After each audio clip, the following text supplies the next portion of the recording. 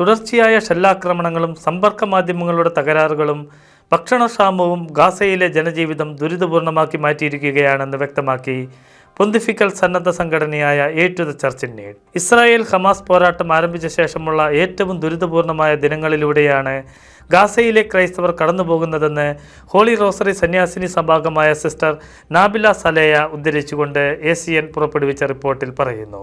ഗാസയിലെ അൽസേട്ടന് സമീപമുള്ള holy family ഇടവകയിൽ നിലവിൽ 128 കുടുംബങ്ങളാണ് അഭയം തേടിയിരിക്കുന്നത്. ഇതിൽ 512 ക്രിസ്ത്യാനികളുമുണ്ട്. കുട്ടികളും വൈകല്യമുള്ളവരും പ്രായമായവരും ഇക്കൂട്ടത്തിലുണ്ട്. ആഴ്ചയിൽ 2 നേരം മാത്രമാണ് ഇവർക്ക് ഭക്ഷണം ലഭിക്കുന്നത്. കൂടാതെ 2 ദിവസം കൂടുമ്പോൾ ഒരാൾക്ക് ഒരു റൊട്ടിയും ലഭിക്കും.